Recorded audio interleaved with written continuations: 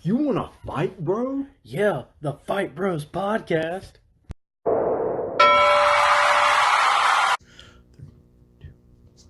What's going on, everybody? Welcome to the third official episode within the Fight Bros podcast. I'm Marcus Burks, and this is Albert Walters.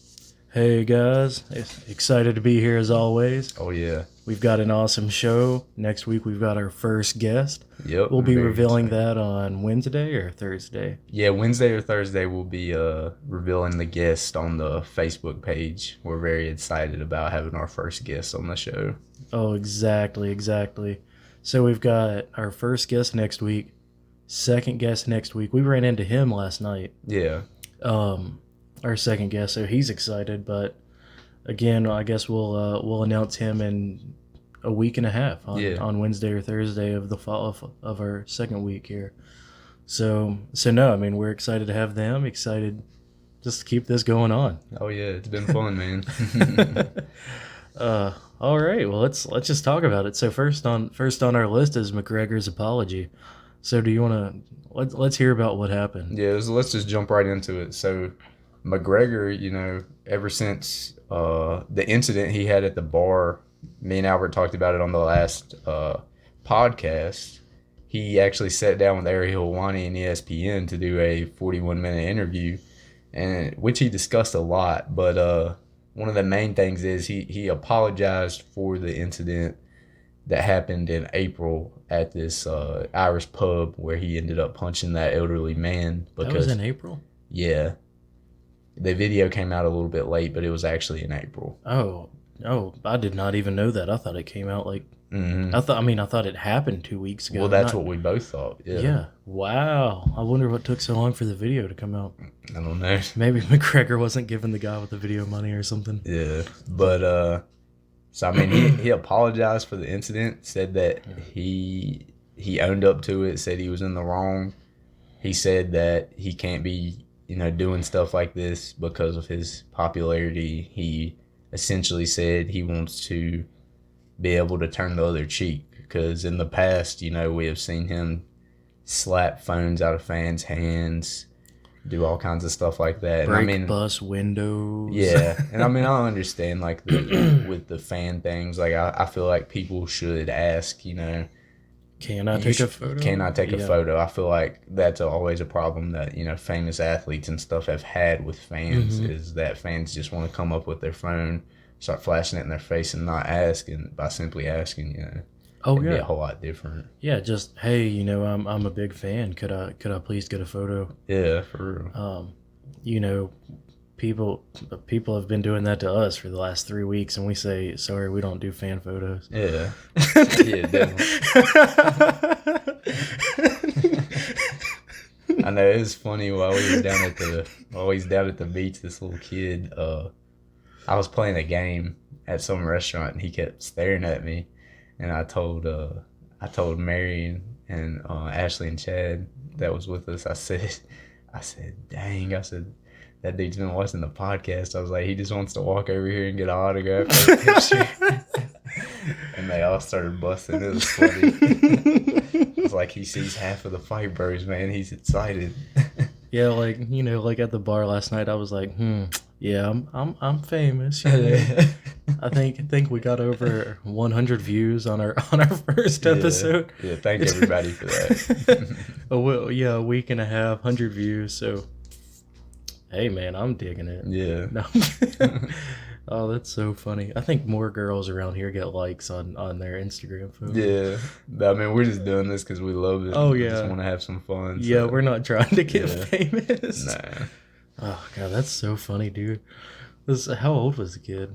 Oh, he's probably like 8 or something.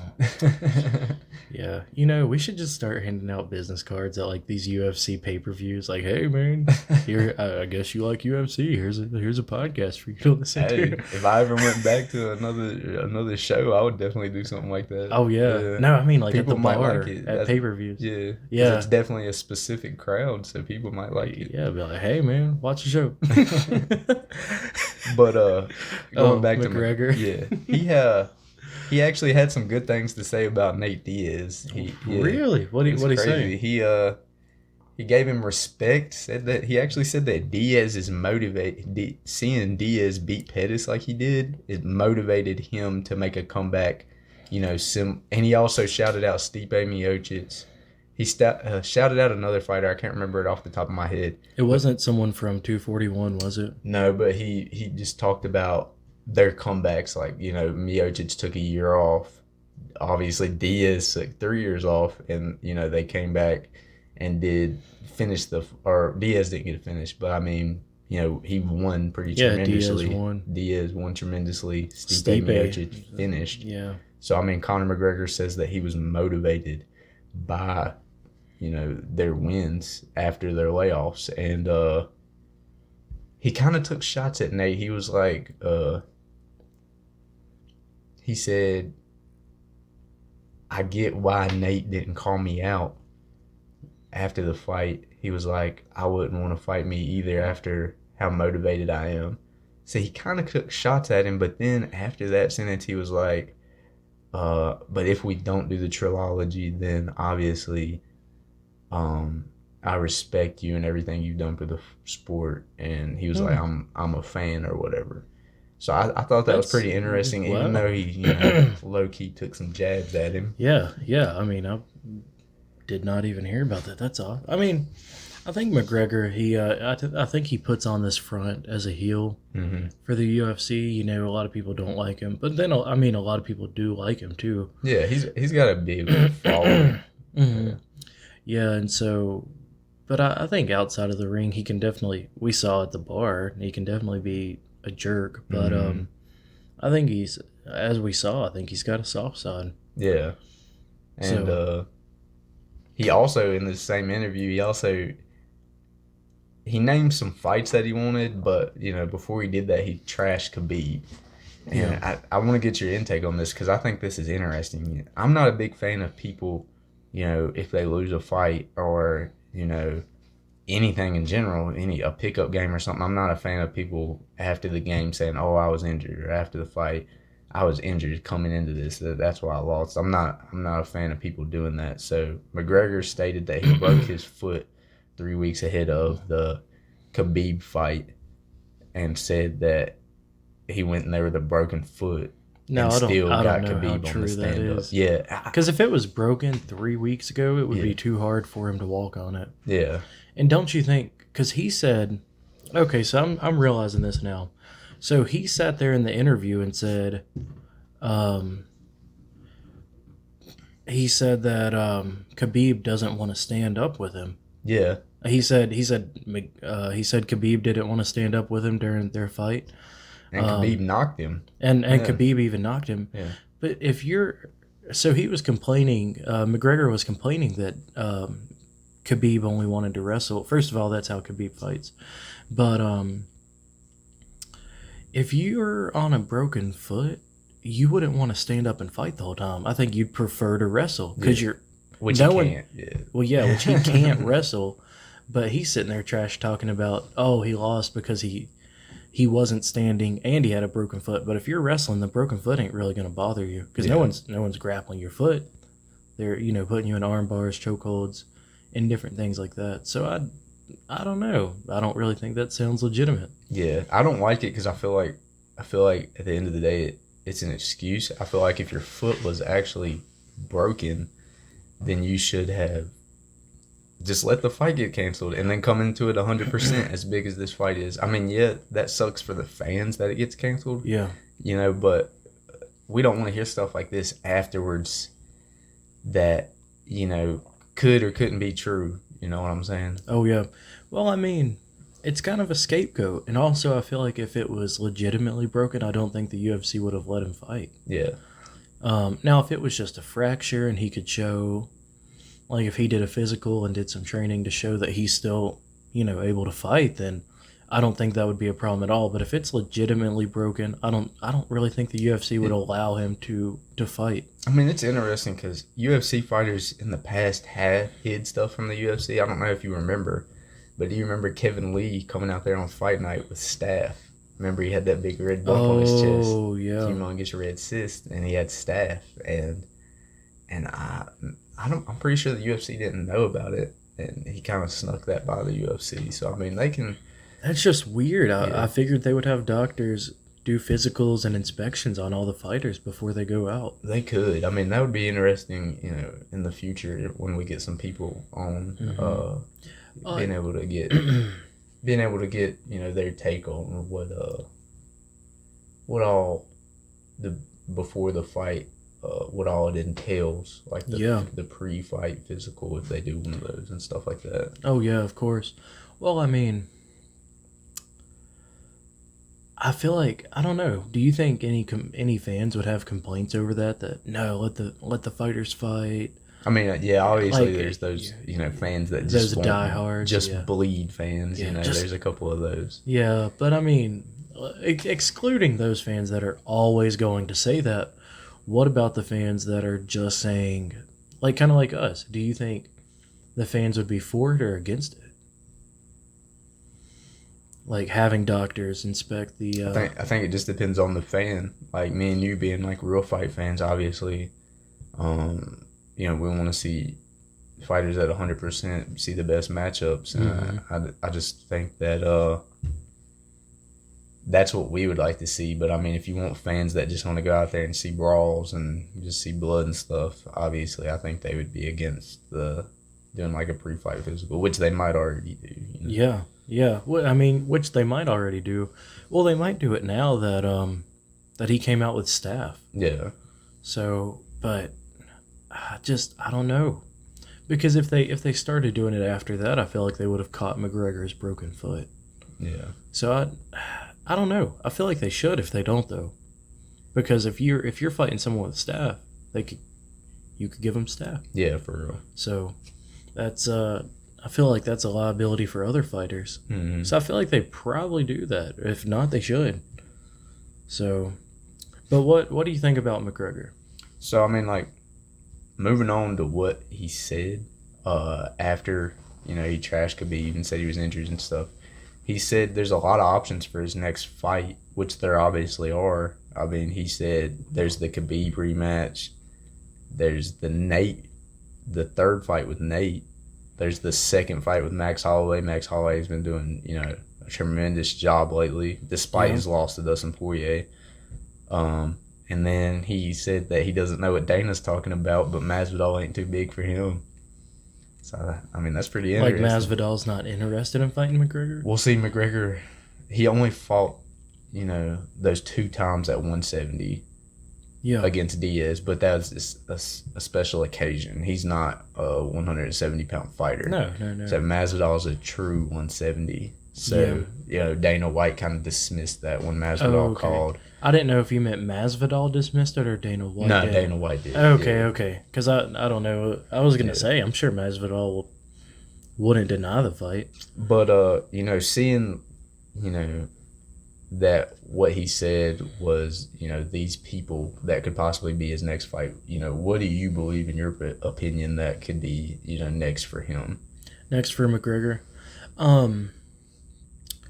Well, I'm sure it's probably official, or not official, but I'm sure it's being scheduled, is the McGregor and Diaz. Masvidal and Diaz. So I feel like that's what's going to happen with Diaz. So I can't sit here and think that McGregor will go fight Diaz next. I think McGregor probably should get another fight first. Mm-hmm. Same thing with the Diaz. But I think after the Diaz and Masvidal, if that happens, that would be a good fight. But right now, I wouldn't mind another McGregor and Khabib, because that was a controversial fight when it was all over. Yeah, definitely. So I don't think that'd be a bad setup. But isn't Khabib scheduled to fight? Oh yeah, he's fighting Poirier on September 7th. In Abu Dhabi. September. Oh my gosh, dude, that's only 2 weeks. Mm-hmm. This month's gone by too quick. Yeah. Oh my god. That's it. It is August 25th. That's insane. It is. Sorry, it feels like it was just like July. Yep. But jeez. Okay, but no, so I mean, I feel like Khabib wouldn't be a bad next fight for McGregor. Because if McGregor won, then he would have that, he'd have the trilogy to finish out. Then after Khabib, he could have the Diaz trilogy to finish out, and then go back to Khabib. So, but I don't know. I know Masvidal's kind of an option right now, but I think it's going to be Masvidal and Diaz. What's your thoughts? I agree with McGregor. Like, there's a lot of options for his next fight. I just think we're gonna have to wait till after September 7th plays out to see where it's at. I do not think he should get an immediate Khabib rematch just because. Yeah. I mean, he got dominated in that fight. So yeah, he did. I mean, he threw some hard hits, but allegedly his foot was broken. So, but the Nate fight, I think Nate Masvidal is where that's going. Where that's going now. Max Holloway, maybe. I just don't see that one. I'm not feeling it. I don't feel like that will happen. He mentioned Jose Aldo, but I think Aldo is like 1 for 4 in the last 4 fights. So nah. But McGregor, didn't he lose his last couple fights? Yeah. He lost against Khabib and oh my God, Mayweather. But that still a loss, but not in the UFC. But people are speculating that was rigged. Nah. You don't think so? Nah. But conspiracy theorists. What I really think will happen, and we'll go more into this when we get our second guest, because our second guest is a diehard McGregor fan. So we'll go more into this when we get him on, because the pay-per-view, the September 7th pay-per-view will already be played out, so we can realistically go with what happened. But let's say Dustin Poirier beats Khabib, which I don't think will happen. If he somehow beat Khabib, I think Dustin Poirier is next for McGregor for the title, because he's already beat Dustin Poirier before at 145. And I think the UFC, they like that belt on McGregor. So if that happens, they would probably try to get that belt, back on McGregor. I could see that, but do you think that's a fair next fight for him? Do you think he deserves a belt shot for his next fight? No, I don't either. I always think that he's going to be a contender. So I always think he should be 1 fight away, but I don't agree with him getting an immediate rematch. But if Poirier won, I could see why they would make that fight. I could see why they would make the fight, but I feel like maybe I agree. I don't really think he should get the Khabib fight right now. I don't think he'll get the Diaz fight, because Diaz and Masvidal is probably how that's going to play out. Yeah. So maybe Max Holloway or Aldo.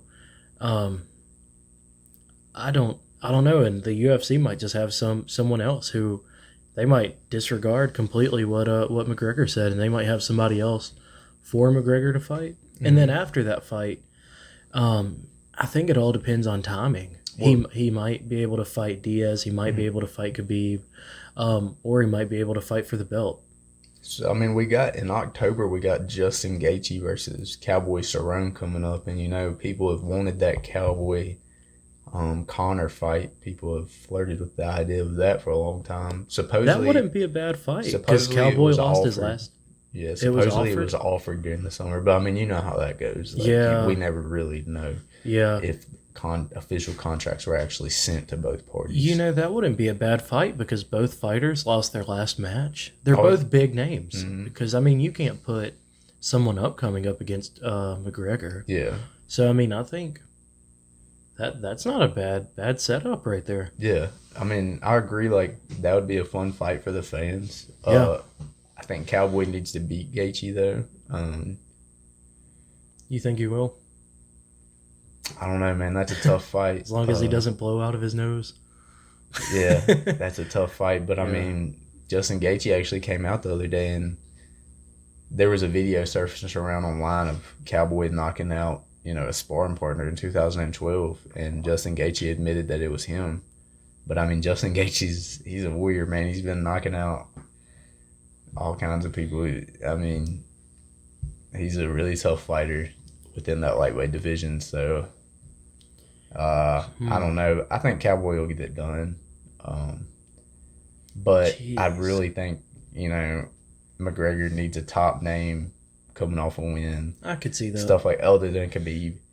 Yeah, other than Khabib or his Diaz. next fight. It's just so tough, man, the way things have played out. Like, me more than anybody wanted that third fight between Conor and Nate. I think it'll still happen. Oh, I know. I wanted it to happen next, but now I just like Diaz Masvidal, man. Like, yeah, he like that doesn't. He called out Mazvidal after the fight, and this is still a hot topic. It's been all over the line. That's why we're still talking about it. He called, Mazvidal out, said, this is the fight of two gangsters in UFC. He was like, this is for the belt of the toughest two fighters, realest fighters in the UFC. And I like that, man, and that's why I would rather see this now more than Wait, who Conor said McGregor that? versus Nate. That's what Diaz said. That's what Diaz said? After the fight. After he well, won no, the fight the gangster thing. Yeah, he was like... oh, Diaz referred to himself as a gangster? Yeah, he said him and Masvidal were the only two, like, real people, like, real gangsters. Oh, yeah. Well, they both came from the street, man. Yeah. Yeah, like, okay, that's... So, I mean, like, I think... I just like that fight now, like, and to me, being a Diaz fan, like, if Diaz beats Masvidal... Dude, he's right there he's the next for the title shot in the welterweight division. Mm-hmm. Because Jorge Masvidal was going to be next anyways for the winner of Usman versus Covington. Yeah. So, I mean, if Diaz goes out there and beats him, then Diaz is next for, the winner of Usman versus Covington. Yeah. I mean, he might not want that because both of their, fight styles are a little bit different than what he likes. But, I mean, like, he's on top of his game right now, and if he can beat Masvidal, might as well go for a title shot because, that was the best Nate Diaz we've seen in a long time. Yeah. I mean, I don't disagree. I think that'd be a good fight. Why do you think Diaz did not call out McGregor after his win with Pettis? I really think it boils down to McGregor hasn't made any headlines in a while. He hasn't did anything in the UFC, and Diaz wants to face the top people. So, I mean, Jorge Masvidal just knocked out Ben Askren in the craziest knockout. I think we've talked about it on every single podcast. Oh, my God. Yeah, we're still talking about it. Yeah, but he... I mean, it was just such a good knockout, though. And Diaz wants these kind of people. He wants these kind of people. I think he's seen how real Masvidal was. He wasn't, he wasn't buying into all that trash talk with Askren and stuff, and he just wants to go out there and fight for real. Oh, yeah. Yeah. And that's why I think it's so appealing to Diaz.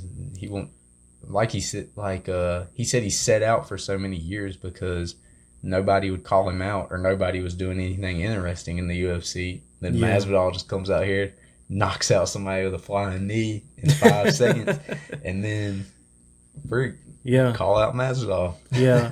Yeah, I mean, Diaz, he's just like that little hawk on a branch, just kind of waiting, till he sees something right. And so he just waited for 3 years. This happened. So, I mean, I totally get why he's calling out Masvidal. I think it'd be a good fight. I mean, like he said, they love it. Yeah, they both came from the street. Just because he didn't call... I mean, I think a lot of people expected him to call out McGregor. Just because he didn't doesn't mean I don't think it'll happen. Like, I think within 2 to 3 years, we'll see that. We'll see that fight. I'd hate to see it happen that late, but... I know. Yeah, I want to see it when they're both, like, in their prime. Yeah, well, the issue is with the UFC, I mean, you have a fight, then 6 months later, at the earliest, you have another fight. Yeah. I mean, that's kind of on average. Sometimes you see fighters turn around and have a fight in, 4 weeks or 8 weeks, but it doesn't happen that quick most of the time. Dude, with the topic of Masvidal, something interesting that I seen yesterday on Twitter? Let's hear it. So, I'm a WWE fan, right? And, my favorite, like, one of my favorite wrestlers is Bill Goldberg, right? So him and Masvidal got in a little fun Twitter exchange yesterday. So Did they? Yeah, you know how Goldberg's on Twitter? Yeah, so you know how Bill Goldberg's finisher is the spear, right? I did not. I mean, I probably knew that back in the day when I watched it. And pretty much, how Askren was going in, right? Yeah. So Masvidal, somebody tweeted at Masvidal and they was like, bet you couldn't hit Bill Goldberg with that flying knee when he tried to spear you or something. And Masvidal was like, he tweeted Goldberg, just being fun with it, and was like, was Goldberg having fun? Yeah, they were both having fun So with what, it, what did he say to Goldberg? He was like, oh, Goldberg could get that flying knee too if he tried to spear me. He's like, super necessary. Super necessary? That's what he's been hashtagging everything. Because, he landed those 2 punches on Askren after he was already knocked out cold. And he says those were super necessary. Super necessary. Yeah. Okay. Well, I'm digging. If that's his tag now, man. But then Goldberg responded saying, we're in 2 different weight classes, buddy. And he was like, I'm a pretty big guy. He was like, that spear might come through that flying knee. I just thought, they were all being fun with it, but I just thought that was fun, just being a WWE fan. Dude, that is fun. Masvidal would just tell Goldberg, hey, watch out, man. This is a real knee. Yeah. And then Goldberg was like, but we would have to fight in the seniors division. In the senior division? Because he's older. Yeah. He doesn't look it, but he is. No. Yeah, he's kind of like Steve Austin. Like Steve Austin, I don't think's aged that much. No, they just stay in amazing shape. Dude, you know what WWE I miss? What? WWF. Oh yeah. Like the older, or the WWF, or the beginning of the WWE, when they had the old PlayStation 2 games, and you could get out into the crowd and fight and get up on the rafters and all that. Yeah. Dude, that was so much fun. And back then, you had oh my gosh, I can't even think of his name. Kane's brother come out on the motorcycle. Oh, the Undertaker. The Undertaker come out on the that's just cool, man. Mm-hmm. And that was some that was the foundation for what it is now. And yeah, definitely. Oh my gosh, I think by far that was the best era of the WWE. Yeah. People were actually getting hurt. Cactus Jack, and oh my gosh, man, real nails and stuff in it. Mm-hmm. That's what sucks is they're not gonna go back to that blood and the Attitude Era. Now they're more in a PG era. Yeah, now they're in more of a PG era. Then the one, oh my gosh, I can't remember her name. Showed her tits to the crowd, man. Do you remember that clip? Oh yeah, I remember that. She was with DX. She was with Generation X, and then got in the middle of the ring, and then they were like, "Oh, is she gonna do it?" What's his name? It's not Triple H. No, the announcer. It's Lawler, right? Yeah. What's his name? Jerry the King Lawler. Yeah, Jerry the King Lawler. He was hyping it up. Oh, is she gonna do it? Is she gonna do it? Then the camera was right beside Lawler and whoever else was announcing. Then they had it positioned just right so that the rope was covering up her, her nipples. Yeah. And then the crowd was cheering, so the crowd got a show. But oh my gosh, man, that's the WWF. Or I think that was technically WWE, but you couldn't do that now. Or bra and panty matches. Yeah, we're not. They ain't gonna go back to that. No, they aren't gonna do that. That'd be cool though. If they, now it's just too much legality, liability, and too much sexist and stuff like that. So people would say the WWE is terrible for having a bra and panty match, and kids shouldn't watch that.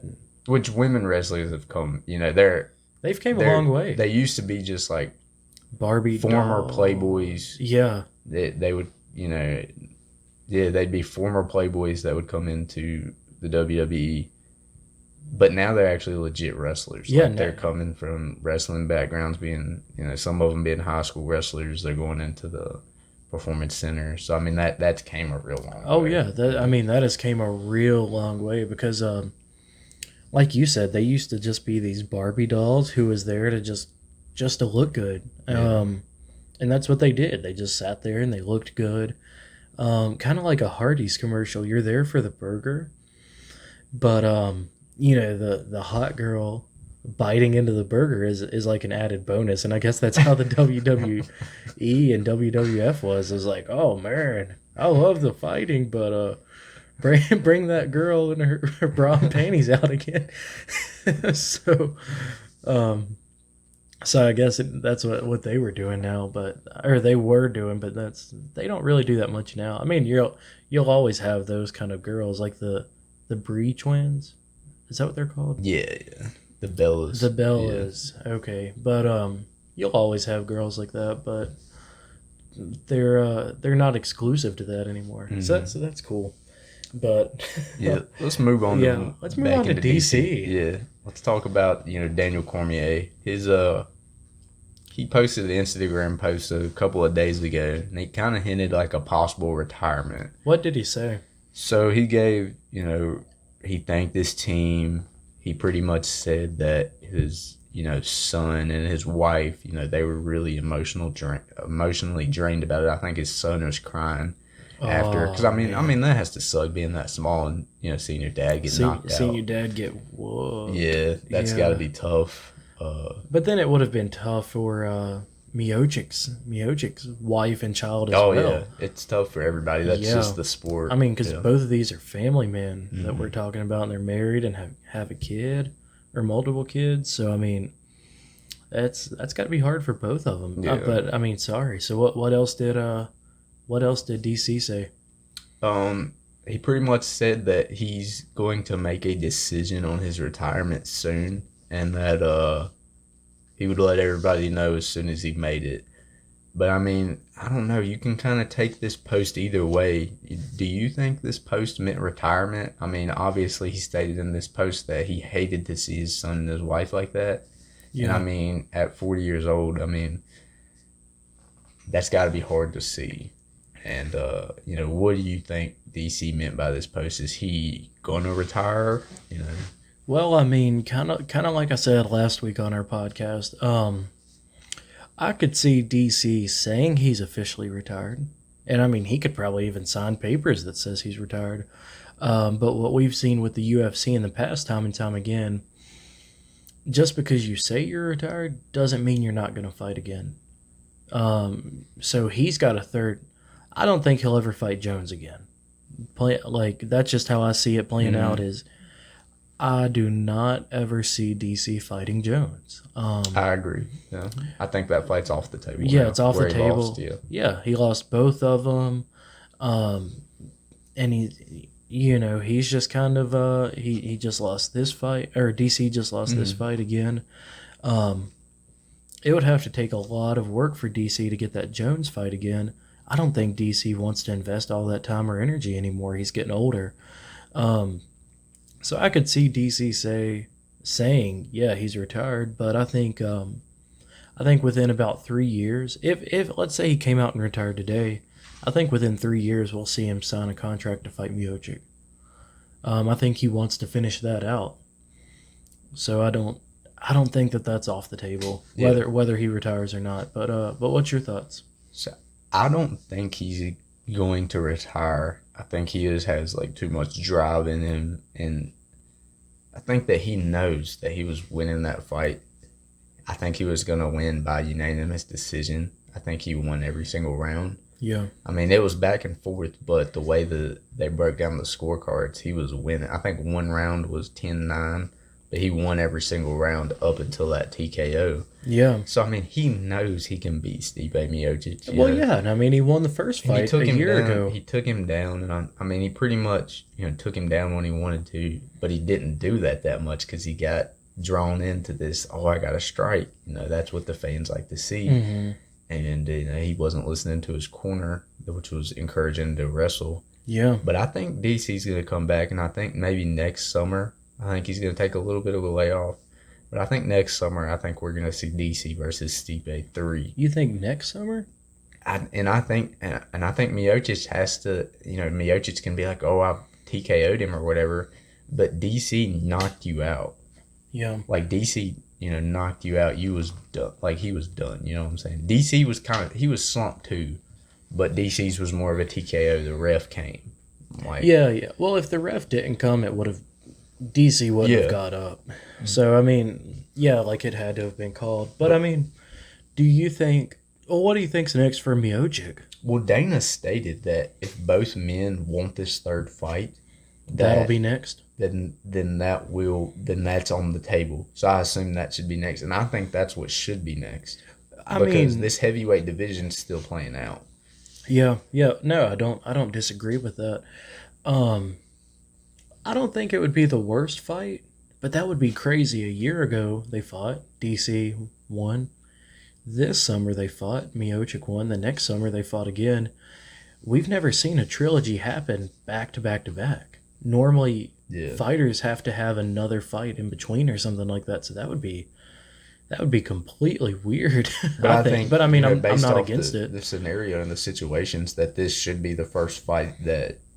Do you think it should be the first fight that does those? That goes 3 fights in a row with the same person. I think that just based on the way both of these fights went, that it needs to happen if DC wants it. I'm a DC fan, so I'll agree with whatever he does. Yeah, but, I mean, I can understand why he would retire. Yeah. And not want to fight anymore. But I think he could beat Stipe in a third fight. I just think he's too good, And I mean, obviously Stipe's a good fighter, but I mean, DC's just been doing this for a long time. Yeah. He started when he was 30. He was already an Olympic wrestler. I actually think he's a really good striker. I mean, Stipe's a pretty good striker, and DC was outstriking him the whole time. Yeah. So, and being shorter, not having a reach advantage. Yeah, DC is definitely a shorter guy. Yeah, so I would love to see DC and Stipe fight for the third time. Perfect scenario, DC wins, gets that title back, and just vacates it, retires right after that, and goes out on top. Yeah, well, I mean, I would definitely like to see it again. I mean, everybody likes to see a trilogy when you've had, I mean, even if even if you're playing cornhole, you always do best 2 out of 3. So now if it's like DC and Jones where you won the first 2, you don't really care about the third fight because you've already got the 2 out of 3. Here we've got 1 and 1, so we don't have that best 2 out of 3 yet. Yeah. So I highly believe that it will finish out. Yeah, I mean, Dana, it was interesting. So they released the pound for pound rankings, and this is all fighters, like the toughest fighter pound for pound. DC went from being number 1 pound for pound to number 7. Ooh. And Dana came out and actually said that he thought he took shots at the media saying that he didn't like the way the media treated DC after the fight. That he still said that Dana actually said this, that DC is one of the best fighters in the world.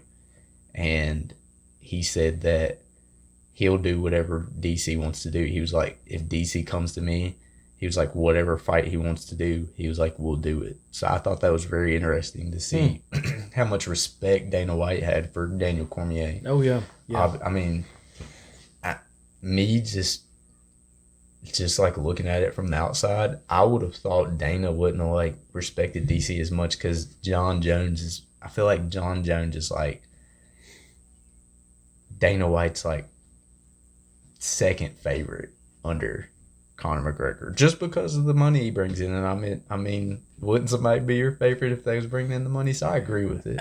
But the issue is with Dana White, favorites, but yeah, he doesn't always care about who's bringing in the money. Cyborg brings in a lot of money, but we see how he kind of treats her. So I mean, he definitely picks and chooses who's his favorite. But his favorites are always the money bringers. He's not favoring somebody who's up and coming. He's favoring these people who are really fan favorites, no matter what. But even then, some of the fan favorites, Woodley and Cyborg, definitely not his favorite. Yeah. Even though they're big fighters for the fans. But no, I mean, I don't think DC should have went down to 7. Yeah, I don't think you should have either. But I just thought who came up with that card? Well, the UFC. So the team of the UFC, not Dana White, but I mean the team of the UFC. Well, I mean, or it might have been another company. Well, it's all about numbers. Yeah. What did John Jones is number 1 pound for pound now. Is he? Who's second? Can't remember right now. Yeah, well, no worries. Oh my gosh. Well, what does So Dana White said he didn't like what the media was covering about DC, but what was the media even saying about DC? I mean, just a lot of people were trashing him, and stuff. Trashing him? Really? Just saying they were happy he got knocked out and this and that. Oh, well, I mean, those are just internet trolls. Oh, I know, but he was mainly addressing, like, the people, the pound for pound rankings. He was mainly addressing that. But if that came from his company, then that's kind of... I'm not sure if it came from the UFC. I'm not sure either. It might have been, because there's others, other recognized sites that do these rankings and stuff. Oh, yeah, yeah. But I just thought it was very interesting that, Dana White, showed that he had respect for DC and stuff. Yeah. Oh, yeah. Well, I'm sorry. Oh, you're fine. Go ahead. Oh, no, I was just going to say, well, do you want to go on to the next topic? Yeah, so this is very interesting, man. We just seen Max Holloway fight in April, and, I think this is a quick turnaround for him just because of the damage he took in the Dustin Poirier fight, but Max Holloway versus Alexander Volkanovski is reportedly official. This isn't from the UFC, but it's reportedly official for UFC 245, I mean, Volkanovski, man, he did it the old-fashioned way. He is one of these contenders that did not talk his way to the top. I have a lot of respect for him because he is the true definition of moving your way up to the rankings and earning a title shot. Yeah. I mean, he's definitely that stigma. So he beat Chad Mendez, Jose Aldo. I think there was another big name, but he fought Cowboy, but he didn't win. No. Volkanovski's a 145er. Wait, then who were we talking about earlier that fought Cowboy? Oh, we was talking about Matt Brown, which we'll get into. Oh, yeah, we were. Okay. But this is Volkanovski. God. Yeah, this is the 145. Why am I mixing them up? Jeez. Oh, well. It's all good. There's thousands There's of fighters. There's a lot of people. Oh, my gosh. Well, I mean... Max Holloway's definitely a bigger name. Mm-hmm. Volkanovski, is that how you said Volkanovski? Yeah, I think it's Volkanovski. Yeah. He's definitely worked his way up to the top, but he's not as big of a name as Holloway. But I agree, though. I think this is a quick turnaround because Holloway last fought in April. Mm-hmm. I think it was April 13th. And I think I can't remember the date of this fight, but I think it would be about 5-6 months of Max Holloway returning, which you don't. Sometimes champions only fight, once or twice a year. Yeah. And I just think the damage that he took in the Dustin Poirier fight. I mean, that was a tough fight, man. Moving up to 155 to try to become a double champ against Dustin Poirier. And I don't think a lot of people realize how hard this double champ status is because you're moving up a weight class, different power, different speed. And Conor McGregor actually tweeted about it. He talked about how it's not that easy to become champ, and as we could see with Max Holloway. That's a difficult task. So, I mean, respect to McGregor and DC for being able to accomplish that. Well, what do you think Holloway walks around at? What do you think his daily weight is? So he's had some trouble making weight in the past on short notices. So he's a pretty big featherweight. He did not look big at light heavyweight, so he's not that big. Because when he fought Poirier, I thought he looked really small. I don't think 155 is the best weight class for him. But I'm thinking... Like 160, 165? In the 160s. Yeah. 165 most likely, yeah. Yeah, so I mean, if he's fighting Poirier, then Poirier is probably walking around at 180, right? 180, 175? Yeah. Poirier is pretty big for that weight class. Yeah. For the 155. But I might be overestimating. It's not unusual. Well, yeah, it's not unusual. I mean, these fighters cut a lot of weight to fight. Oh yeah. So, but I mean, what do you think? Do you think it's too soon? Because we see a lot of fighters. This is about 5-6 months away from his last fight, and so we see a lot of fighters do either one fight a year or 2 fights a year. Unless you're Cowboy, then you're doing like 4 or 5 fights a year. But I mean, Whitaker, he's he does less than a fight a year now, I think. Yeah.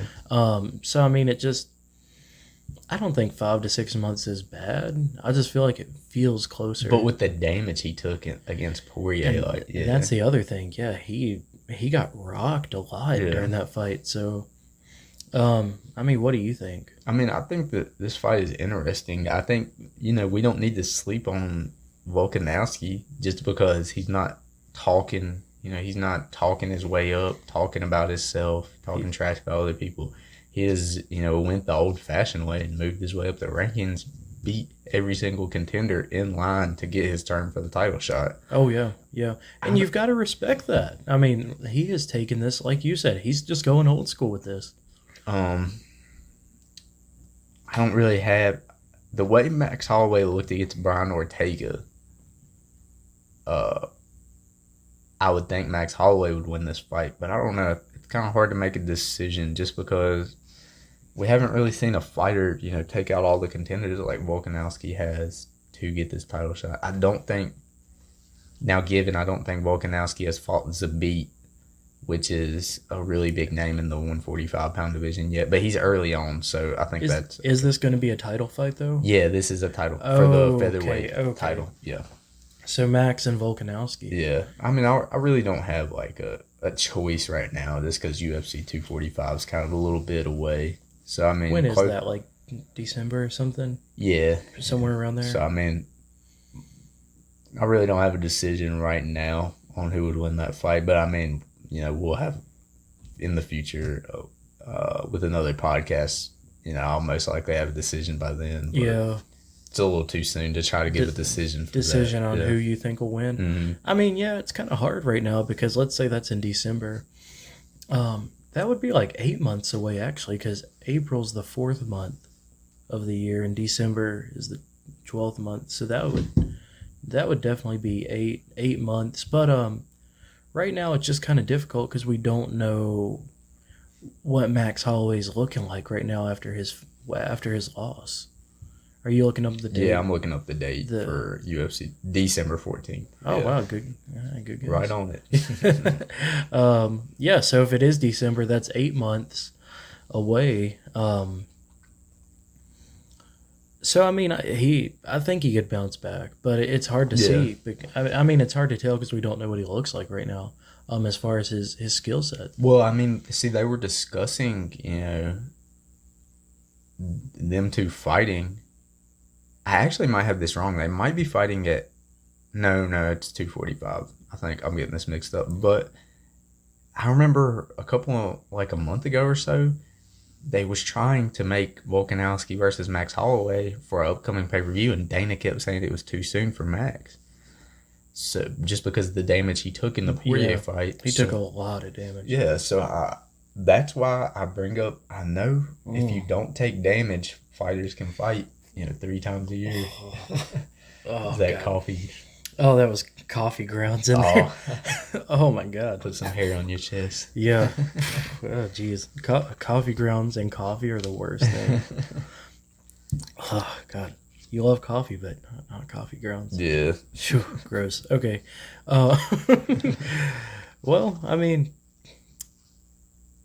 I don't think 8 months is too soon. He took a lot of damage, but I mean, a lot of fighters don't like to get back in and start training hardcore right away. So I think if fighters have it set up how they want, don't you think they probably start training hard about 3 months before a fight? I mean, they're always training, but like I'm talking, I think they do about a 8-week training camp, something like that, where they go hard, But I mean, obviously, they stay in shape and exactly train all year round. But I think they do like a hardcore, 12-week training camp. Yeah. So I mean, if he has 8 months, then this would give him either 4 or 5 months off, just to kind of relax, stay in shape, go on runs, whatnot. But then, then he'll still have enough time just to come out and just pound it out. So I don't think it's too soon. Because, I mean, 4 months is a good amount for healing time and light training. So yeah, I agree. So do you think it's too soon? I don't know. I guess only time will tell with this. Yeah, we'll be able to make a better I was prediction. kind of bringing up that it was too soon is just because Dana didn't want to make this fight. I mean, a month ago, 2 months ago, because he acted like it was too soon. I don't remember which pay-per-view he was trying to make it at. It might have been, one of these closer ones. Yeah, like if it was like UFC. 242 or something. Yeah, something like that. But I agree. I think that would be too soon. But for 245, I don't think 8 months is too soon. I think it's 8 months and 1 day to the day too. Yeah, because it was April 13th and this would be December 14th. So I mean, he's got 8 months. I don't think that's. I think that's a fair amount. Yeah. I mean, even coming after a bad loss, that's definitely enough time to heal and come back and train well. So I don't think he's too limited. But if it was 242 or 243, then yeah. Oh yeah. I think that would be too quick. But let's move on to another interesting topic of last week. The immortal Matt Brown is returning after a 2-year layoff to face Ben Saunders at UFC 245. This is really interesting. I know me and you were talking, me or you both don't know a lot about Ben Saunders. He just hasn't fought any big names. But the reason I want to talk about this is because Matt Brown's pretty interesting, mainly because the first UFC event I went to, Matt Brown versus Diego Sanchez was the main event.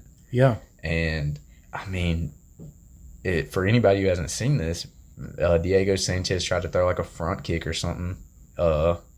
Matt Brown caught it and just viciously you were there KO'd for that him one, by elbow. right? Yeah, this was in UFC Norfolk.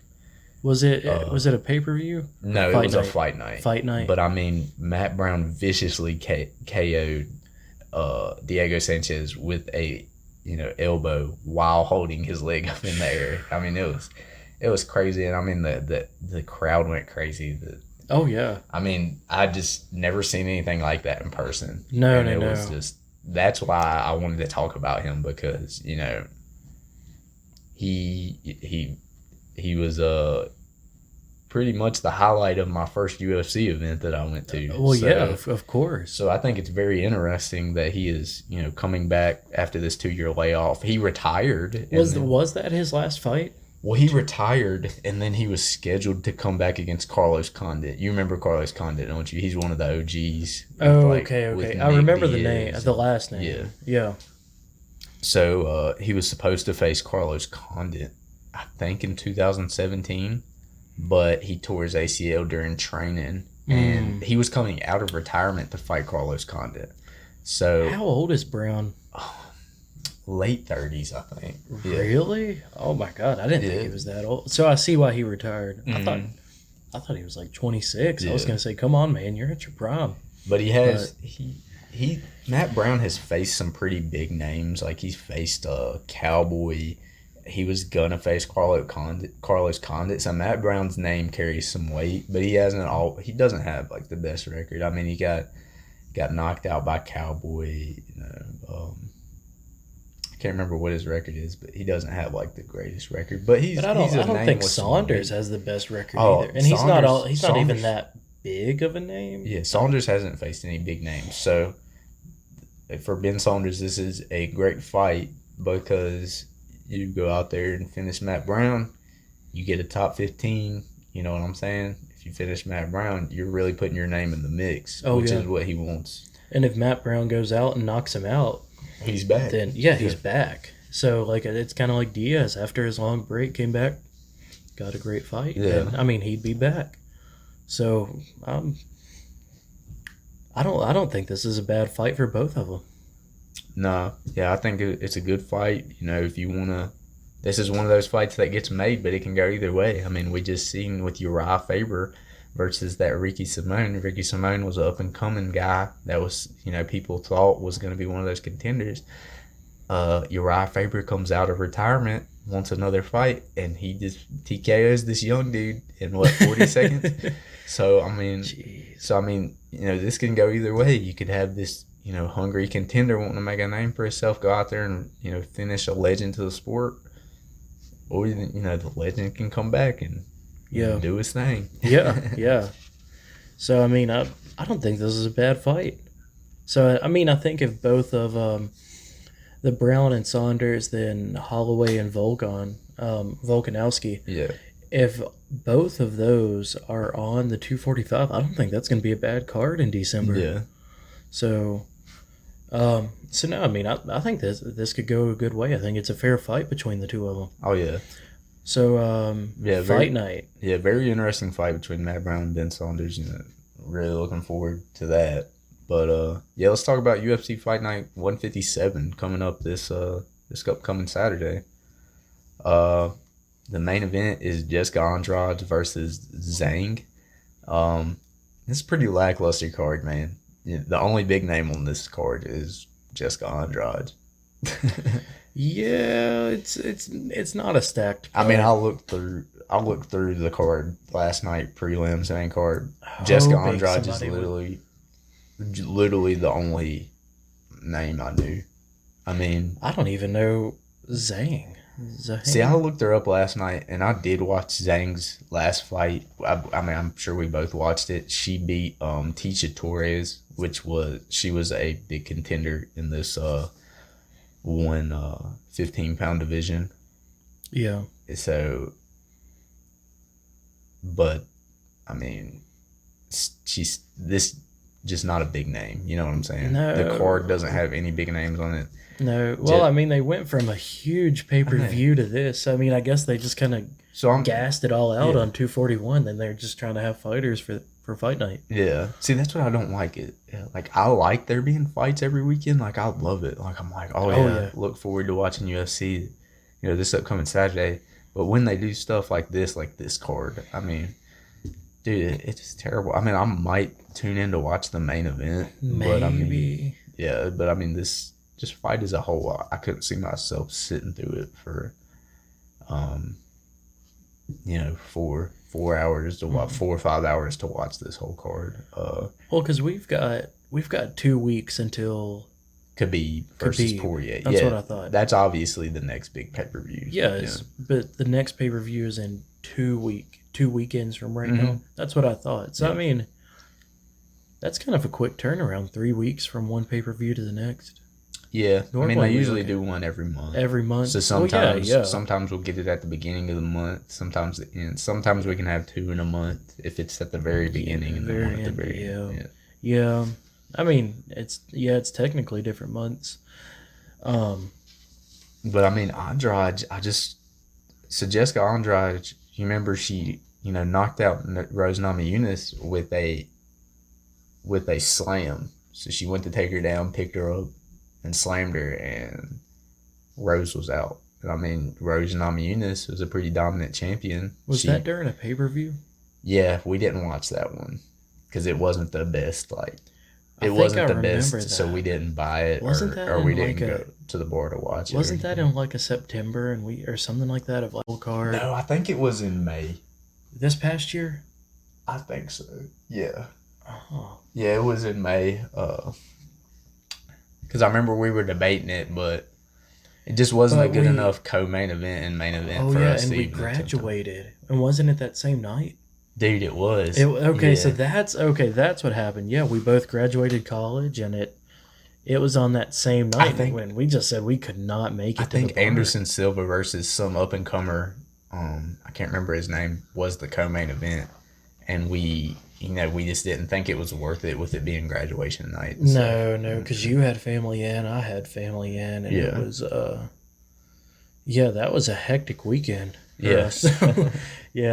Oh my gosh, that's what happened. But I mean, this division, the top 3 girls in this division obviously are, Jessica Andrade, Joanna Jędrzejczyk, which, that's Jędrzejczyk's my favorite fighter. Love her. in this women's division. But I just don't get why we couldn't see a third fight or a third or second fight with Rose. I don't know the history between her and Andrade. I can't remember if Rose had already beat her before. I don't think so. But why couldn't we have seen, Joanna Jędrzejczyk versus Andrade too? Because Jędrzejczyk already beat Jessica Andrade. So I would have liked to see that. But we might see that soon. But Zhang might come out here and surprise us, man. I mean, she beat Tisha Torres. top 5 contender. So I mean, she might come out here, and I think this division is wide open. This strawweight women's division is pretty wide open. So I mean, anything can really happen in this. Yeah, I mean, I could see anything happen in it. It's just, I don't know. I don't think there's a whole. There's a lot of options where I think it could go, but all those options, I just think it's going to be these top like 5 women just continuously facing each other till someone else gets in the mix. Because you have a lot of women fighters, but you only have those few that just stay at the top. Mm-hmm. So I think there's a lot of ways it could go, but I don't think it's like, oh, there's 15 incredible women who are just, you know what I mean? And also I really don't, I just don't know that much about Andrade. Yeah. Is that how you say that? Mm-hmm. I don't know that much about her. Well, she's very interesting because like at weigh-ins, she comes out there with her face painted and she wears this humongous Indian headset. Is that who? Which I think it's part of her heritage, but it's just awesome. Yeah, she comes out there with that humongous headset on, and that's why I like her a little bit, just because I think that's cool. She's like cool. Representing her heritage, and I like when fighters do that. Yeah, that's awesome. But if I had to give a prediction on this, I'm gonna go Jessica Andrade by knockout, just previously based on what she's previously been doing. But I mean, this strawweight division, it can go a lot of ways. But I mean, we're obviously sleeping on Zhang, where we haven't heard a lot about her. So I mean, she could come out here and surprise us. She'd be the top contender in her last fight. Yeah, I mean, she definitely could.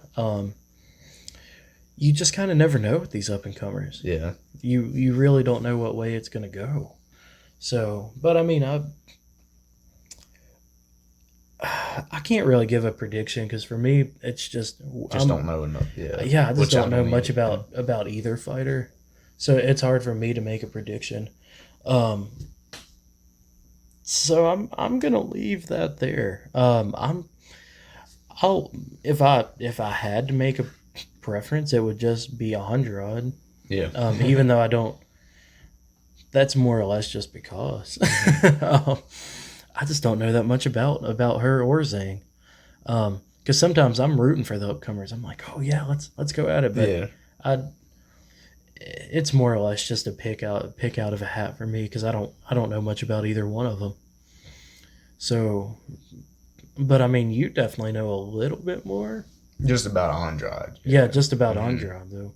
So, but so 157, not gonna be the best card. Yeah. So could surprise us though. I mean, sometimes some cards that you don't think will be good come out there and surprise you. Have some pretty good pretty good actual fights on there. You might not know the names of the people, but yeah. I mean, you don't have to have big names to have big hits. So, I mean, it could be a good card. It's just as far as names go, it's not a big name card. Yeah. So about ready to wrap it up. I think so, man. All right. But thanks for tuning in and watching us, guys. We are excited to have our first guest on our next podcast. We will be revealing who that is in about the middle of next week. Yeah. So we're very excited to be able to host our first guest on the podcast. Oh, yeah. Yeah, I think it'll be a lot of fun. We're trying to figure that out. I think we almost have it figured out how to get the audio downloaded. Yeah. So it's definitely been a learning curve, but we'll announce that as soon as we get it figured out. We might even get it figured out today. Yeah, so we're trying to get our podcast downloadable. Yeah, more available for people to be able to download it to their phone. That way if they don't have internet connection. So we would like to eventually get it on Spotify, SoundCloud, and we've almost got it figured out. So hopefully we will be able to provide a downloadable audio to our listeners in the very soon future. Yeah, I mean, I think we almost have it figured out, but I didn't get to finish because it was taking a while to load. But our main website we're looking at having the audio on is Spotify. But if anyone out there just doesn't do Spotify, just let us know and we'll try to get it up on any other platform you use. Because how we're doing it is it's just like one click onto any platform. Because all I think we have to do is make an account onto that platform, link the RSS, and then through the website that we have is just hit include that link in there and say, hey, we want it on SoundCloud, or hey, we want it on Apple Music. So it's, which I mean, I definitely like having it on audio. I think it's good for everybody to be able just to say, yeah, I want to listen to it in the car on my way to work or whatever, because a lot of people don't have time just to sit down and watch a podcast. And we're not really doing anything visual. We're not doing anything where you want to watch it. You know what I mean? Yeah. I feel like you'd get the same amount just by listening. Yeah, you would. Yeah. So I mean, because some people show clips and stuff like that, which we would like to eventually do in the future. Which that would be cool to figure out how to do that. Is be able to like have a TV, which we have a spare TV, but it'd be cool to figure out how to have that TV show the clip and clip it into the video in real time. But we're definitely not people who took the AV class in high school, so we're just kind of going with it. So, but we got an electronic soundboard, so that's cool. Oh yeah, a digital soundboard. Yeah, they're all electronic. This is a digital one on my laptop. Some big things coming for the Fight Bros. Yeah, we're always going to be evolving. So I mean, I'm stoked. Yeah, I am too, man. So awesome, man. Well, good fight. Yep. Thanks for listening, guys. Thanks, guys. Have a great day. Let us know what you think. Yep.